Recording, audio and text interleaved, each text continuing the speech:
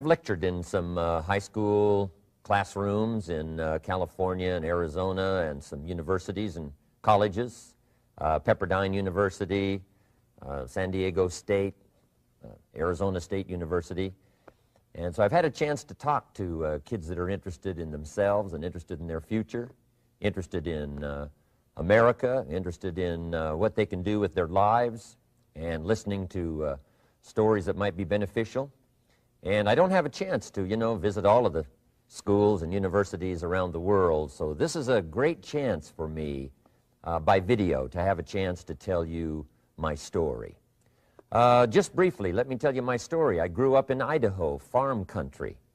My father still lives on the old homestead where I grew up, southwestern Idaho.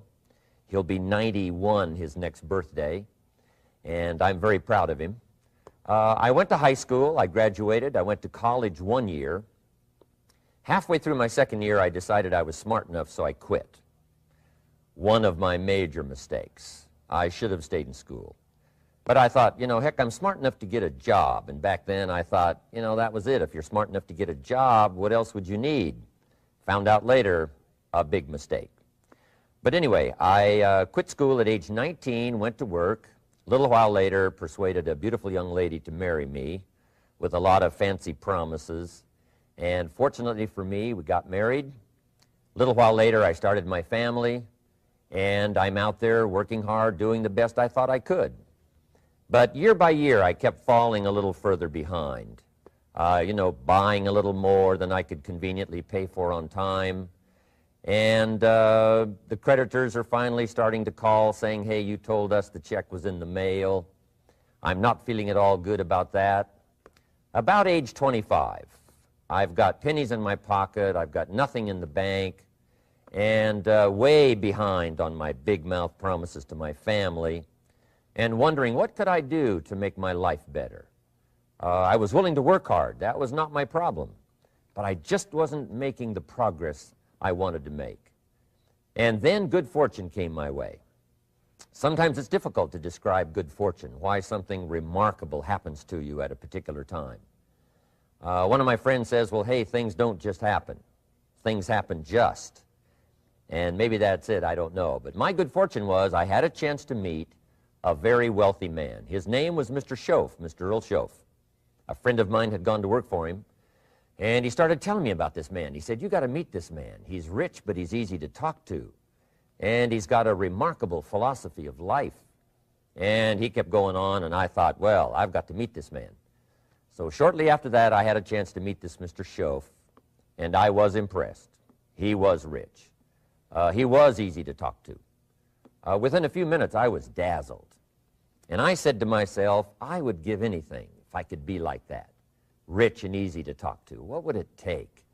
And then I thought, if I could just get around somebody like him, and if he would teach me and coach me, I would do it all. And that was my good fortune. A few months later, this wealthy man, Mr. Schoaf, hired me and gave me a job, and I went to work for him, and I spent the next 5 years in his employ. And then, unfortunately, at age 49, he died. But I got to spend 5 years with this remarkable man, his last 5 years of his life, and the first 5 years of my new life. And my dream came true during that 5-year period. This man took the time to teach me and coach me. He taught me the books to read. He taught me the disciplines, and he taught me the skills. And he taught me the changes to make in my language and personality. And the things he shared with me during that 5 years changed my whole life. Changed my income, changed my bank account, changed my future. I've never been the same. By the time I was 31 years old, I was a millionaire. So he taught me economics as well. So how lucky can you get to meet the right person at the right time who takes the time to share with you ideas that can change your life? A lot of rich people, right, don't take the time, but he did, and he also had the ability. Some people want to share their experiences, but they don't quite know how to say it. But he had it all, and he used language that I could understand, and those ideas greatly affected my life. I wish he was still alive today. If he was, I'd be calling him today one more time, thanking him for the time he spent with me sharing his life and his experiences that so dramatically affected my life. Then, how I really came to be invited to speak to you today. 30-plus years ago, I was living in Beverly Hills, California. And a friend of mine one day said, "Jim, you've got to come and tell your story to my service club." He belonged to the Rotary Club. And he said, "I know your story. Idaho farm boy makes it to Beverly Hills." But he said, "I know my club members would love to hear your story. Would you come and at our breakfast meeting and tell your story?" And I said, "Okay." So I arranged a little talk, went and shared my story that morning, and guess what? They liked it. And my phone rang. Another club called and said, "Would you come and tell us that story?" My phone rings. Another club calls, said, "We've heard about your story. We have a luncheon meeting. Would you come share your story?"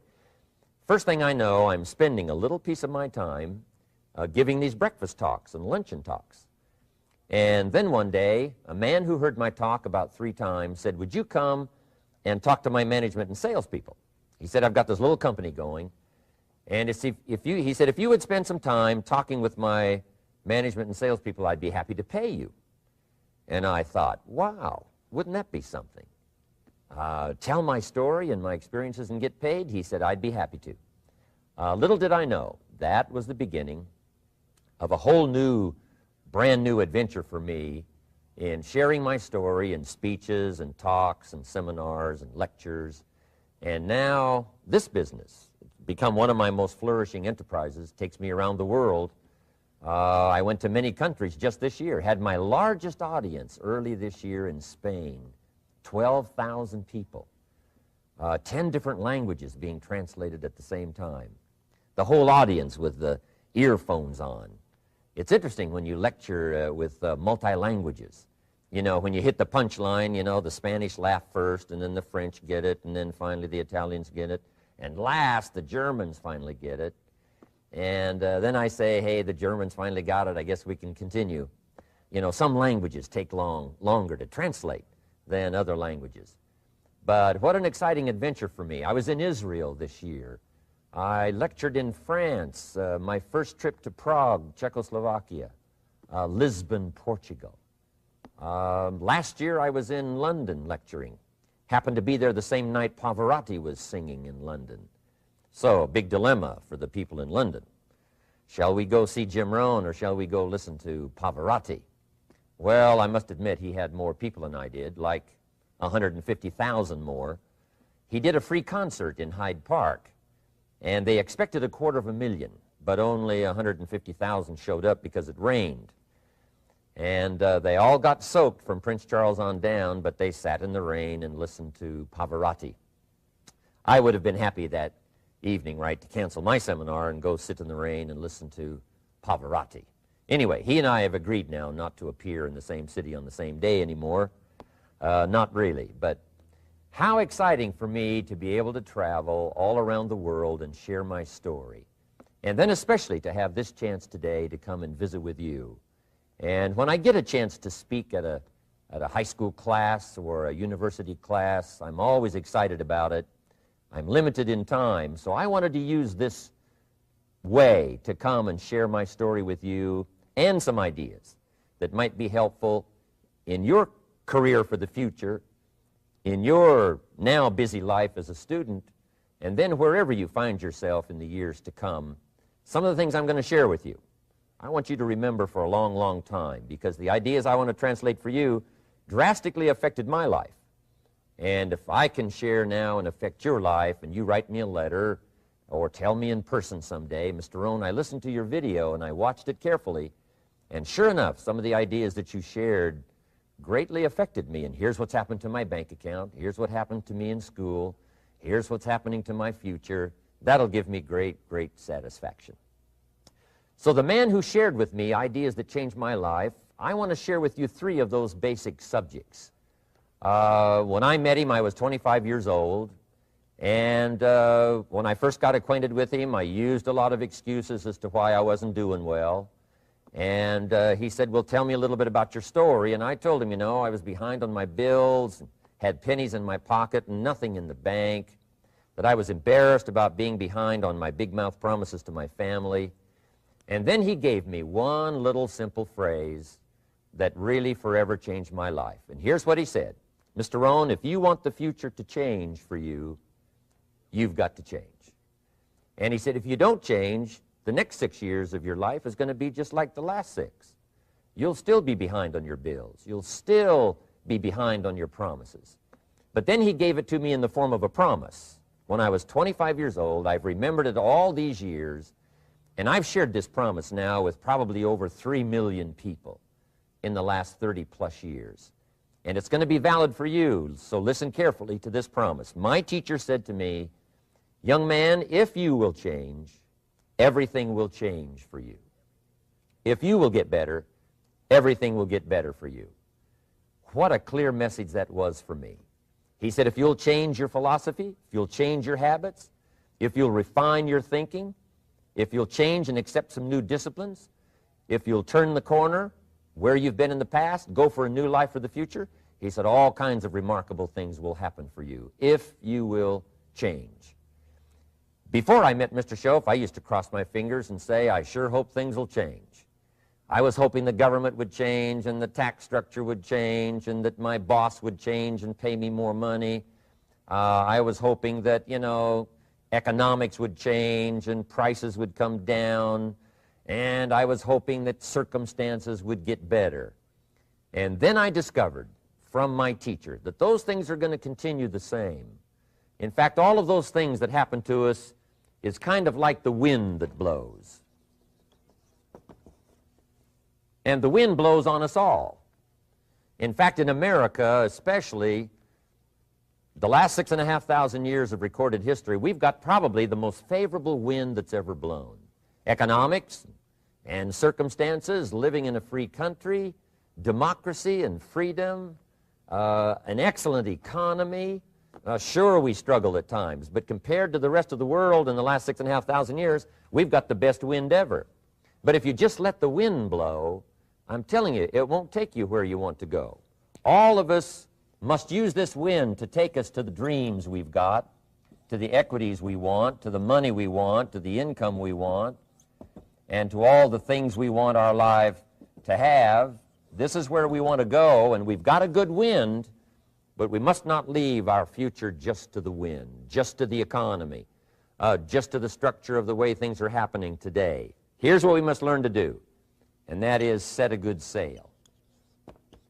And if you'll learn to set a good sail, and that's what my teacher taught me in those early days. He said, Mr. Rohn, the wind is going to blow however it's going to blow. Politics are going to be politics, and the economy is going to be the economy. And however it turns out, that's the way it's going to be. What you must learn to do is not to wish for a better wind. That's naive. The key is to wish for the wisdom and the skills and the learning so that you can set a better sail. And so that's what I did at age 25. I went to work not on the economy. I went to work not on the community. I didn't go to work to try to change the government. I didn't go to work to try to change my boss or the company. I didn't go to work to try to change circumstances. I went to work to try to change myself. And I picked up that promise my teacher shared with me, that if I would change, my income would change. If I would change, my bank account would change. If I would change, my future would change. And sure enough, his promise came true for me. The first 6 years of my economic life, I wound up broke. Those pennies in my pocket, nothing in the bank, behind on my promises. The second 6 years of my economic life, I wound up rich. But interestingly enough, the second 6 years of my economic life, the government was about the same and the economy was about the same. The companies were about the same. What they paid was the same. Circumstances around me were the same. My negative relatives were the same. But I was not the same. That's how my life changed. And that's how things started working for me, changing my life all those years ago. So that's what I wanted to share with you to begin with, this beginning of what Mr. Schoaf shared with me, that if I wanted my life to change, this was what I was going to have to do. And so he broke it down into 3 subjects that really made an impact on my life, and I want to share those with you. The first subject he called personal development. And the second subject he called setting goals. And the third was how to become financially independent. And I'd like to give you just a few clues from those three major subjects that so dramatically affected my life. And let's get started. The first one is personal development. Now, in illustrating personal development, Mr. Schoaf, my teacher, started with money. You know, money's not the only place to start in talking personal development, but it's where he started, so let me share the thoughts he shared with me back then. Let me share them with you. Here's the best lesson I can give you on economics. It's very simple. We get paid for bringing value to the marketplace. That's about as simple as I can put economics. We get paid for bringing value to the marketplace. Now, it takes time to bring value to the marketplace. However, we do not get paid for time, so we cross that out. Mistakenly, the man says, I'm making about $20 for an hour. Not true. If that was true, you could just stay home, right, and have him send your money. So that's not true. We don't get paid for time. We get paid for value brought to the marketplace. Now, since that's true, here's one of the key questions of my talk to you today. Is it possible to become twice as valuable to the marketplace and make twice as much money in the same time? Is that possible? The answer is yes. Could you become 3 times as valuable as you might be right now to the marketplace and make 3 times as much money in the same time? And the answer is yes. 5 times, 10 times? Of course. America is unique. It's a ladder to climb. It starts down here, let's say, at $5 an hour, and it keeps going up. Top income last year, $80 million. The guy who runs Coca-Cola. Now, that's a heck of a ladder. That's why everybody wants to come here, right? The boat people are not headed for Vietnam. People haven't plotted and schemed for 50 years saying if I could just get to Poland, everything would be okay. Not true. Everybody wants to come to America. And the reason is because we've got the best wind ever blowing in our favor. We've got the best economic opportunity anybody's had in 6,500 years. And all you have to do is understand it and take advantage of it. Now, there's some key questions to ask here. Why would the marketplace pay someone only $5 an hour? Very simple answer. They're not very valuable to the marketplace. Now, we must underline to the marketplace. This person might be a very valuable brother, yes. Member of the family, valuable, yes. Valuable member of the church, of course. Valuable citizen of the country, yes. Valuable in the sight of God, no doubt. We're all of equal value in the sight of God. But if you're not very valuable to the marketplace, you don't get much money. You say, well, it shouldn't be that way. Well, then you got to start your own country. You know, this one's been in process for 200 years, and this is the best we've been able to come up with so far. But here's the key. You don't have to stay here.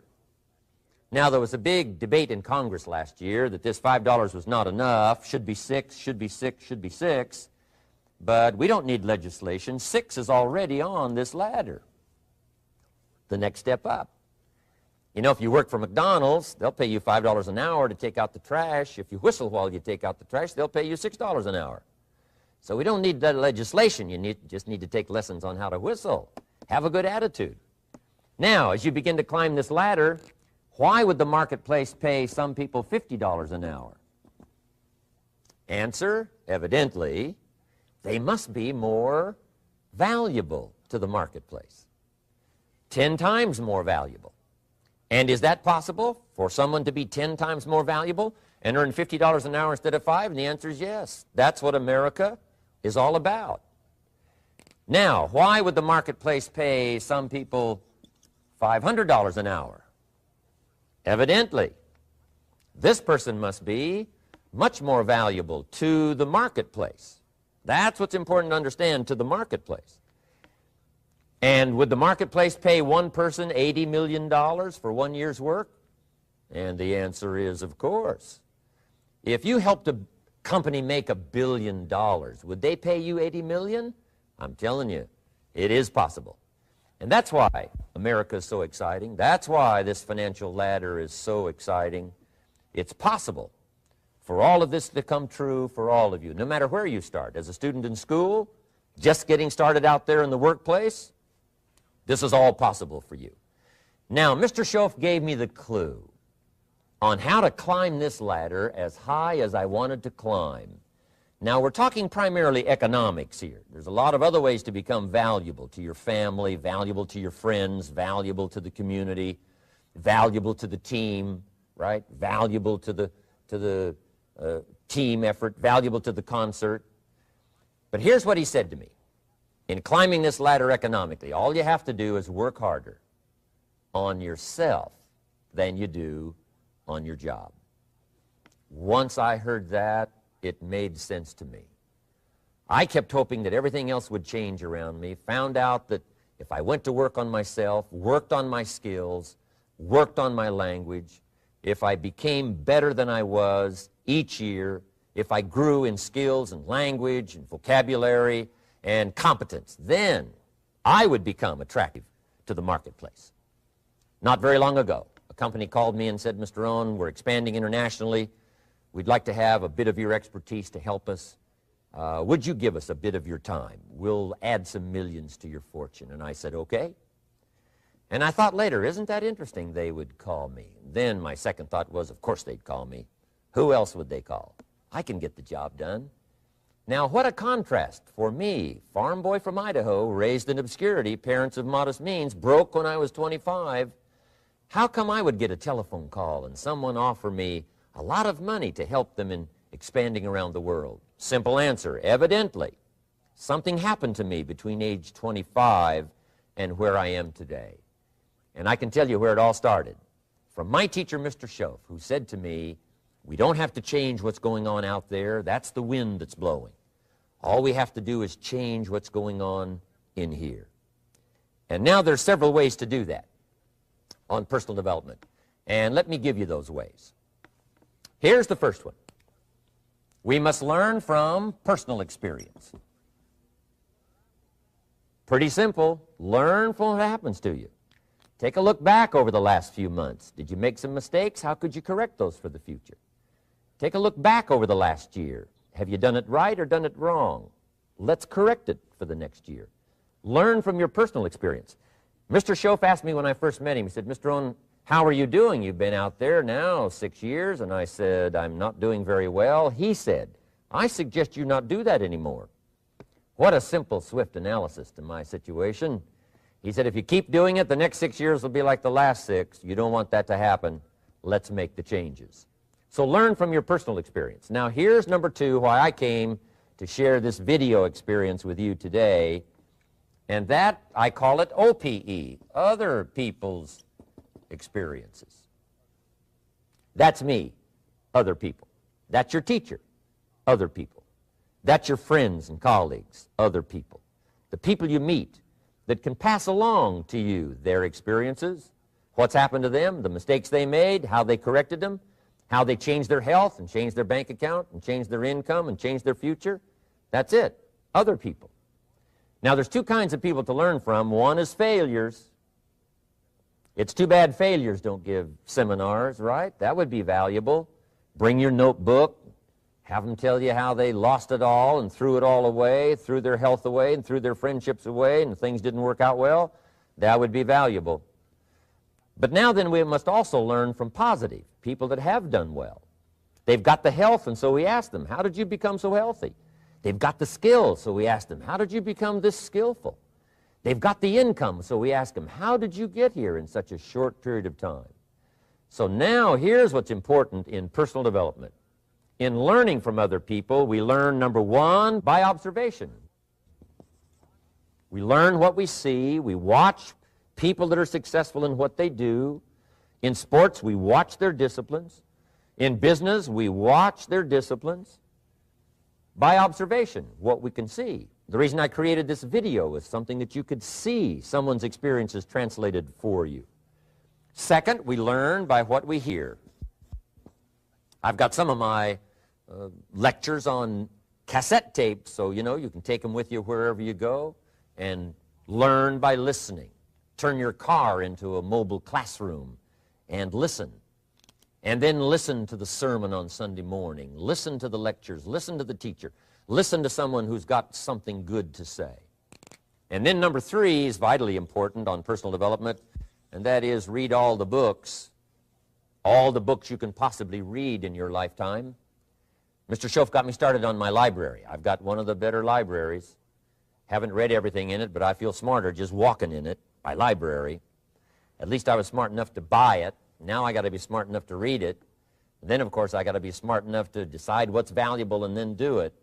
But this one is very important. Become a good reader. Some books that helped change my life. Mr. Schoaf recommended, of course, the Bible. And my parents made sure I was a pretty good scholar by the time I was 18. That's been so beneficial for me, drawing from those illustrations, reading about those stories, people who made it and people who didn't make it, and what the difference was. And then other books that helped to really change my life. One called Think and Grow Rich by Napoleon Hill. And then a book that helped me become financially independent by the time I was 31. And that book is called The Richest Man in Babylon by George Clason. And I'm going to share a little bit of that book with you when I get to financial independence today, our 3rd subject. But I started reading the books, attending the classes, making sure that I got in front of people that had something good to say. And then I started keeping a journal. One of the major things my teacher taught me was to keep a journal. He said, don't trust your memory. If you hear something good, just make a little note and write it down. Now, at first I took, notes on pieces of paper and torn off corners and backs of old envelopes. And it didn't serve me well, thrown in a drawer. Then I learned to keep a journal, a bound copy of all my notes. So I would suggest you do the same. Things that impress you, a poem that impresses you. When you attend a class, some of the ideas that impressed you, jot them down. You read something in a magazine, right? Some ideas. Take those out, put them in your journal. Keep a good journal the rest of your life. This will serve you well. My journals make up a significant portion of my own library. And if you saw my library and saw my journals, I tell you what you'd have to say. This is the library, and these are the journals of a very serious student. No wonder Mr. Rohn is invited to lecture and speak on his experiences around the world. So I want the same thing to happen to you. Value captured that you can resort to later, go back over it and review it, and let it become valuable to you. So that's my first subject, personal development. Work harder on yourself than you do on your job. Develop the skills, learn the lessons, take the classes, absorb all that is being taught to you these days. And then later on, of course, you can sort it out, what's valuable to you and how to refine it for your business and for your life and for your future. But the main thing is to get it and start this process of personal change, personal development. And let me say it one more time. If you will change, everything will change for you. You'll never be the same. You'll keep growing. As you look back on a few months, look back on a few years, you won't believe the progress you can make. Economically, your relationship with your family, your friends, and whether you're in sports or economics or whatever, I'm telling you, that whole process of committing yourself for personal change, personal value, can really make your life unique and worthwhile. Now let's cover the second subject, on setting goals.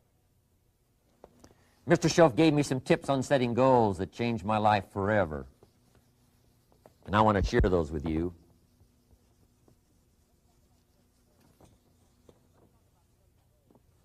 So let's talk about setting goals, and I also want to tie it to personal development, and you'll see how I'm going to do it as I progress here. Setting goals.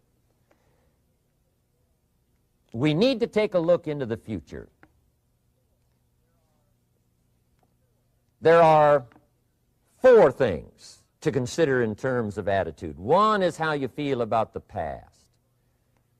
Best advice I can give you on that is treat the past as a school. Let it teach you the mistakes you've made, the things that went wrong, the things that didn't work. Don't use the past as a burden to carry, and don't use the past as a club to beat yourself to death.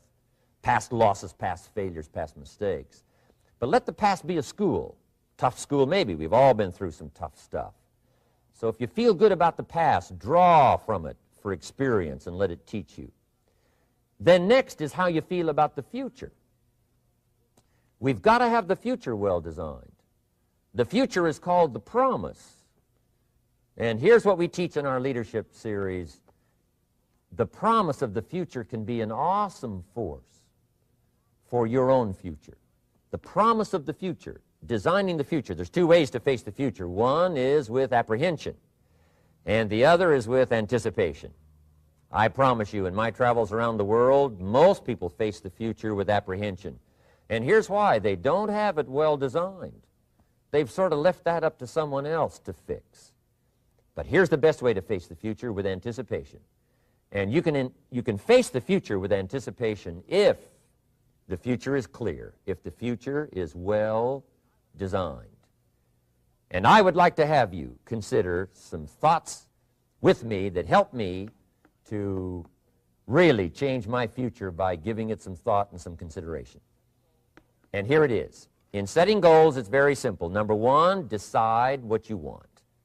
You just take a little time. You sit down and say, what do I want? What kind of skills do I want? What kind of income do I want for the future? What would I like? Where would I like to go? Places I'd like to visit. Habits I'd like to acquire. Skills I'd like to have. You just take a little time to think about what you want.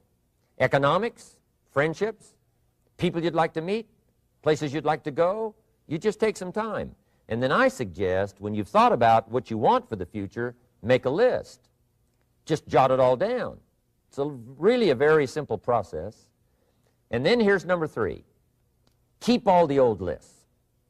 I'm telling you, this served me so well, keeping my old list of goals. I look back now 10, 20 years ago at goals I set, lists I made, and I smile now because here's what I thought was so important, 20 years ago. Now some of those things aren't even on my list. I've got a new list. I've grown. I've changed. I've matured. But I give you the advice. Decide what you want. Number two, write it down. Number three, keep the old lists. And then here's number four.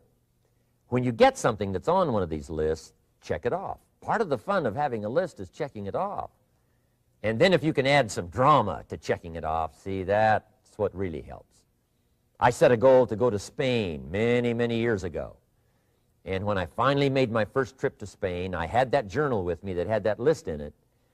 And while I had my journal on my lap, waiting for the wheels to touch down in Madrid, I waited until the wheels touched the runway, and I checked it off, just adding a little drama. So part of the fun of having a list is checking it off. Now, here's what's important about the lists and designing your future. If the future gets clear, the price gets easier. Because you got to remember, for every promise, there's a price to pay. Everybody's got to pay the price. Everybody's got to do the deal. Everybody's got to do the disciplines. Everybody has to pay. But here's what I've discovered. If the promise is clear and powerful, the price is easy to pay. The price is some classes. The price is a few books. The price is a few disciplines. The price is finding something that'll make your life better, make you grow, make you change, make you develop. So the first part of the key is to design the promise. Then, what is the price to pay? I'm telling you, the price will be easy. Anybody in my audience can pay it, no matter where you are, where you come from. Color doesn't matter, religion doesn't matter, where you grew up doesn't matter, circumstances don't matter. I'm telling you, if you'll make the promise of the future clear for yourself, the things you want, the places you want to go, the things you want to have, the person you want to become, the skills you want, the homes you want, the future you want, the friends you want, all of the values of life that you could possibly want. If you'll make that clear, make those lists, and be serious about it, I promise you it's an easy price to pay. Anybody can pay it. And the best advice I can give you is, if I can do it, you can do it. Farm boy from Idaho, raised in obscurity, I changed my life, turned it upside down, turned it all around, found economics, found future, found promise, and if I can do it, you can do it. So, start setting your goals and see if you can't get a better excitement going for the things you want to accomplish for the future. Now here's my third subject, and that's called financial independence. Oh, by the way, before I get to financial independence, let me cover one more point. One of the major reasons for setting goals is for what they make of you in achieving them. My teacher advised me when I first got started at age 25, he said, Jim, why don't you set a goal to become a millionaire? He said, it's got a nice ring to it, you know, enough zeros to impress your accountant. And he said, I'm here to help you. You're only 25 years old. You've been to 1 year of college. You've got a beautiful family, every reason to do it. Why don't you set a goal to become a millionaire? And he said, here's why. And I thought, he doesn't need to teach me why. Wouldn't it be nice to have $1 million? He said, no, then you'll miss it. He said, here's why. For what it will make of you to achieve it. I'm telling you, that statement changed my life. Set the kind of goals that will make something of you to achieve them. He said, now, once you become a millionaire, what's important is not the money. I thought, that's kind of strange teaching. He said, honest, it isn't important. He said, you could just give the money away. Now, I did better than that. I lost it all. By the time I was 31, I was a millionaire. By the time I was 33, I was broke. And I'll tell you a little bit about that story later. But when I lost all my money, guess what? I found out Mr. Schoaf was right. What was valuable was not the money. What was valuable was what I became to earn the money. The skills I had, the knowledge I had about the marketplace, the values that I had going for me. They were more valuable than the money. And here's an important statement to remember. It's not what you get that makes you valuable. It's what you become. So part of the key here is to set the kind of goals that will make something of you. Don't set them too low so that you don't have to grow and you don't have to read and you don't have to try and you don't have to stretch. Don't set them too low. And then don't sell out. Don't go for something that's going to cost you your virtue or cost you your values or sell out your principles. There's a good middle road here to follow. Goals that will inspire, goals that will help you grow, change, develop, and become better than you are. Okay. Now let's talk about financial independence. How to become rich by 40, 35 if you're extra bright, much sooner if you find an opportunity like I did. Let me show you how I did it. Financial independence. First of all, I like the phrase financial independence. Some people are a little bit concerned about using the word becoming rich or becoming wealthy, and I can understand that. I struggled a little bit with this. Is it okay to go for becoming rich, go for becoming wealthy? And maybe that's a bit too strong a word or strong a term, so here's what I've come up with that I think is comfortable for me, and that is how to become financially independent. I think it's every person's heritage here, especially in America, to become financially independent. Now, let me give you my definition of financial independence. Financial independence is the ability to live from the income of your own personal resources. Financial independence. Now, it depends on how you want to live. If you need $2,000, $3,000 a month, if you need $4,000 or $5,000 a month, if you need $10,000 a month, some people may need, you know, $100,000 a month. But whatever you would need to live, and you could earn that living from the income of your own personal resources, that's what I call financial freedom, financial independence. And let me show you how to acquire it.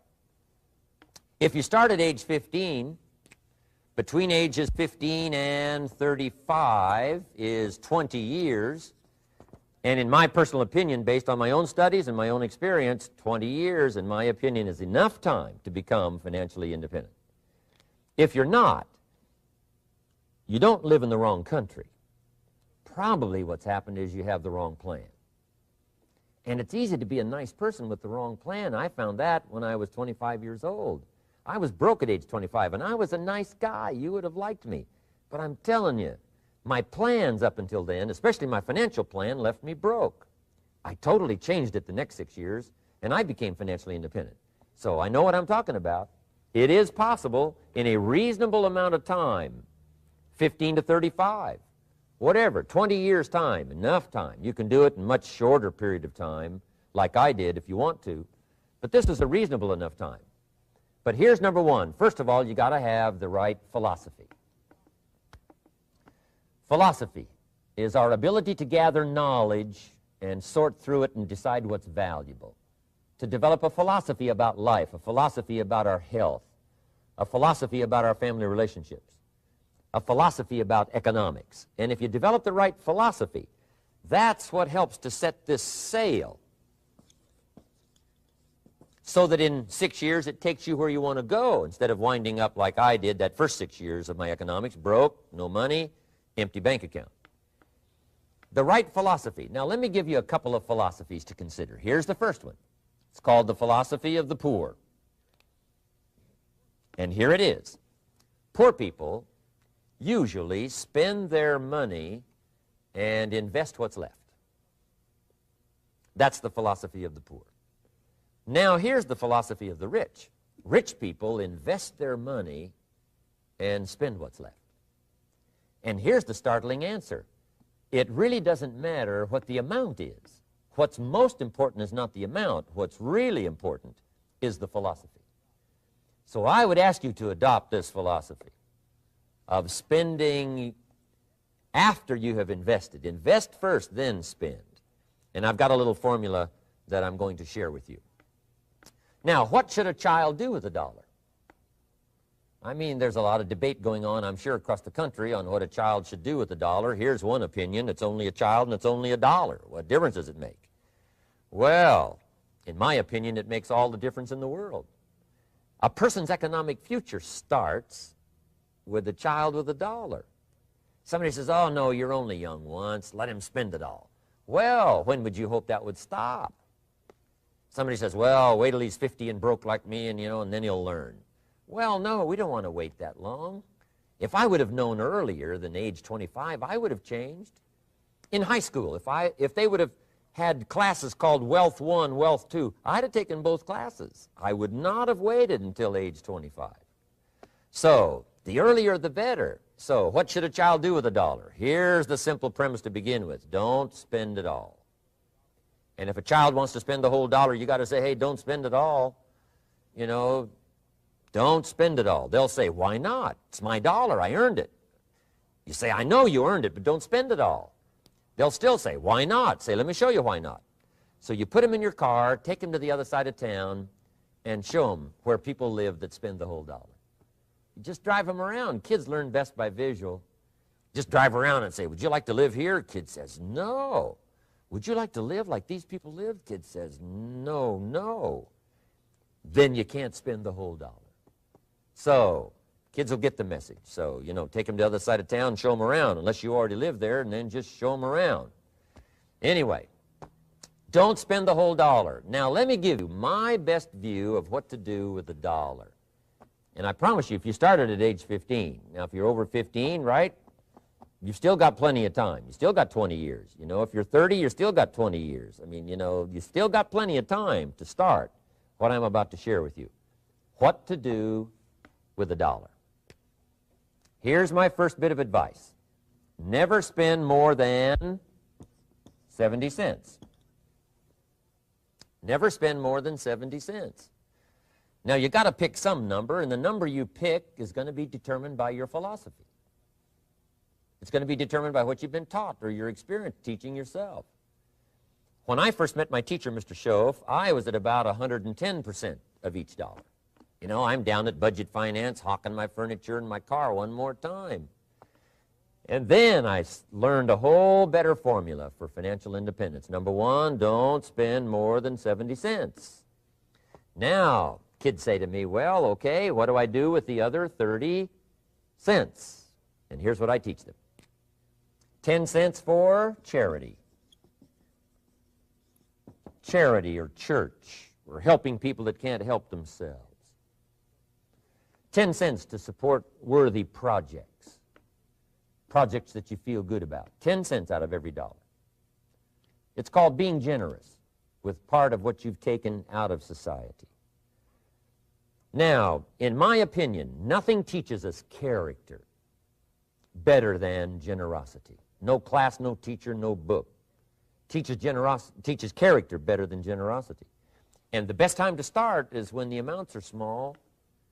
And I know if kids learn these lessons well, they'll give a dime out of a dollar, help people that can't help themselves, support worthy projects. Or if you belong to a church, they teach tithe, piece of. That's very important. Now, because when the amounts get larger, sometimes it's a little more difficult.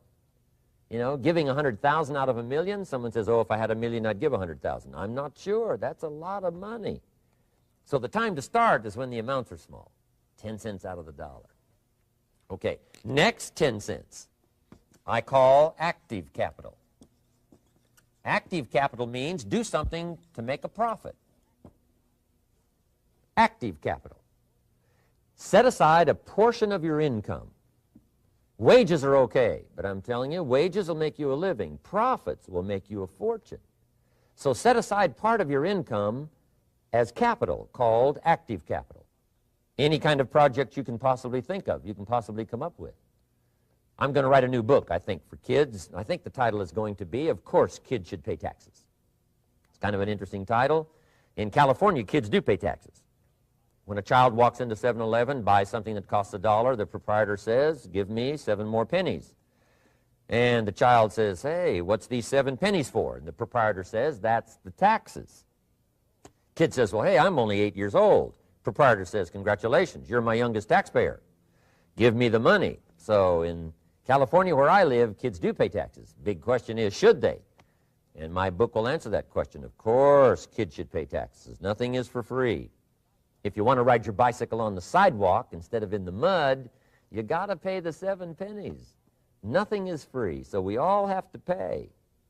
So, 10 cents out of your living, out of the money you earn, set aside for capital. Capital to try your best to show a profit. And in my book, it's going to be all kinds of ways kids can make money, right? 2 bicycles, one to ride and one to rent. I mean, you know, it doesn't take long to figure out some enterprise that'll start making a profit.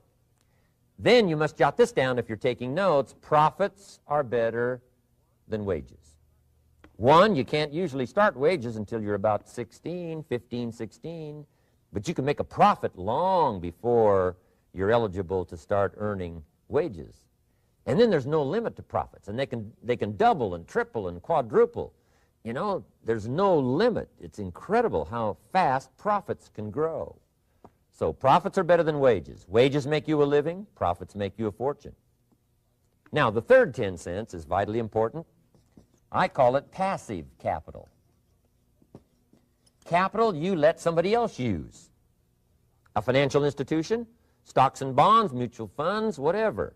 Let someone else use it. You furnish the money. They use it to make a profit, but they pay you for the use of it, called interest. And here's one of the things that'll make you financially independent fairly quickly, and that's called compound interest. And this is how you get it. Letting someone else use a portion of your money, your substance. They show the profit, they pay you interest. And this passive capital, I'm telling you, over a sustained period of time, if you'll develop this little 10, 10, 10, and 70, especially starting at age 15, I'm telling you, by the time you're 35, you will be financially independent. You'll have the ability to live from the income of your own resources. And then one more point on passive capital. There's a Bible philosophy. I'm an amateur on the Bible. But there's a Bible philosophy that teaches the borrower is servant to the lender. And if you want to be in a powerful position as you grow older, finally when you become mature, maybe have your own business, things have worked out for you for the future, the position you always want to be in is the power position, and that's called the lender. The lender is the power position. So if kids learn early enough, and then you ask them what they'd like to be when they grow up, I'm telling you, once they understand, they'll say, well, one of the things I want to be is one of those lenders. That's the power position, not the spender. No, you'll be pitied the rest of your life if you just become a spender. You got to become a lender. And I think this is the one formulas to follow. 10 cents out of every dollar. Let someone else use it. Be the lender, power position. Then try to show a profit. Can't we teach our children how to take $1, search the neighborhood, find a broken wagon, pay $1 for it, bring it home, you know, clean it up, sand it until it's clean, paint it red till it shines, straighten out the wheels till they're true, take it back to the neighborhood, sell it for $5? Anybody can do that. Now, does the child deserve $4 profit? And the answer is yes. Society now has a mended wagon. And that's what America's all about. Finding something, touching it, making it better, making a profit, taking part of your resources, helping people who can't help themselves. Let someone else use it to make a profit. Some projects require more capital than one person has. Exciting. And then let them pay you for the use of it. America's had this philosophy now all these years. Communism has taught all these years capital belongs in the hands of the state, not in the hands of the people. We've been teaching all these years capital belongs in the hands of the people, not in the hands of the state. And we turned out to be right. Capital in the hands of the kids, capital in the hands of the people. Enterprises that make a profit, enterprises that grow. It's the hope of our future. So that little simple formula, I hope, will help you. Now, one more key on financial independence, and that is attitude. Attitude. Here's number one. I used to say, I hate to pay my bills. My teacher straightened me out on that. He said, let's see, Mr. Rohn, what you hate to do is pay $100 on an account and reduce your liabilities and increase your assets. I said, well, no, not if you look at it that way. He said, well, it all depends on how you look at it. So wouldn't you love to pay your bills, reduce your liabilities, increase your assets? You got to have that kind of attitude. I found out the same attitude about taxes. I used to say, I hate to pay my taxes. And Mr. Shove said, well, that's one way to live. But don't you understand? Taxes is how we care and feed the goose that lays the golden eggs. Wouldn't you want to do your share? Someone says, yes, but the goose eats too much. Probably true. But hey, we all eat too much. We all need to go on a diet. Better a fat goose than no goose. So I finally became a happy taxpayer. Now, I think taxes are too high, so I'm working to get taxes lowered for our economic future. But then whatever they turn out to be, I gladly pay, do my part, because that's what makes the whole system run, each of us doing our part. Now, I want these three subjects to be valuable for you. I want them to have meaning for you. I want you someday to be financially independent. I want you to have the personal development so that you feel good about yourself. If I had a chance to meet you someday, I'd like to have you show me the list of goals that you got started and say, Mr. Rohn, here's some I've already checked off. Here's the books I'm reading. Here's what's happened. I'm developing the skills. I'm better this year than I was last year. I've got more self-confidence. My skills are developing. That's what I want for you, and that's why I took the time to come and share in this video message with you. I do seminars all around the world, but this is one way that I can reach out and touch you in case you can't come to my seminars wherever I am. Maybe this video will reach you somewhere, and it'll have an impact on your life. And what I'd like to do is later hear about it, a letter, phone call, or to have a chance to meet you in person. And now I'd like to leave you with these 4 questions called questions to ponder. These questions were valuable for me, and I want to make them valuable for you. Here's the first one, why? We all ask why we should work this hard, why take that many classes, why go to school that many years, you know, why take the notes, why read the books, why work that hard, why put yourself through the push-ups and the disciplines, why? Good question, why? Best answer to why, I think, is the second question. Why not? Why not see how many books you can read, how many classes you can take, how many skills you can develop? Why not see how valuable you can become to the marketplace and to your friends and to your family? Why not see what you can make of yourself? Why not see how far you can go, how much you can see, how much you can earn, how much you can share? Why not? That's the heritage all of us have, in America especially, is to see what we can make out of our lives now that we've been given this extraordinary opportunity. Now, my third question I'd love to ask you in person. But since I can't do it in person, I want to ask it of all of you. But I want you to take it personally. And my third question is, why not you? Why not you with good self-esteem? Why not you starting to change and setting goals? Why not you starting to make progress toward financial independence? If I can do it, you can do it. I wished I had a lot more testimonials here today besides mine, a whole steady stream that would come by and tell you their story. Someone who started with nothing, finally run a big enterprise. A mother who was on welfare, now she owns her own business. In addition to my story, I wish I had a lot more. And if all of them told their story, guess how they would probably wind up their story? They'd probably say, just like me, why not you? If we can read, you can read. If we can change, you can change. If we can figure it out, you can figure it out. If we can turn it around, you can turn it around. There isn't anything you can't accomplish. That's what those testimonials would say. And so I want to say it to you personally. Why not you? You've got the brains, you've got the stamina, you've got the vitality, you've got the interest, you've got your life ahead of you, you've got the future. You can do it. If anybody can do it, you can do it. If one of us can do it, hey, we all can do it. And now here's my last question. Why not now? This is a good time as the 20th century starts to wind down, a few more years as we get ready for century 21. What a good time to set your goals, work on yourself, work on your skills. What a good time to get it together. What a good time to start this process. Personal development, growing, changing, developing, having a good plan for your money and for your life and for your future. Why not now?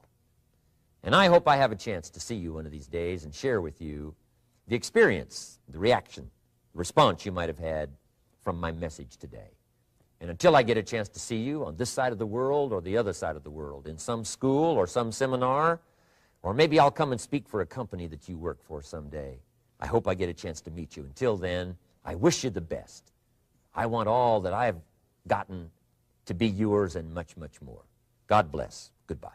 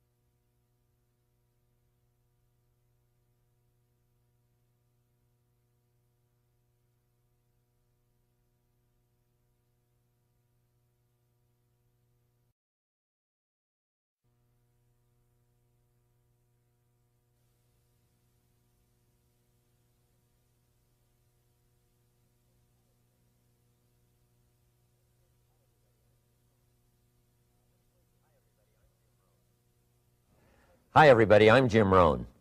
What a pleasure it is for me to come and visit with you for just a few minutes here today, tell you briefly a little bit about my story, and share some ideas that might be beneficial.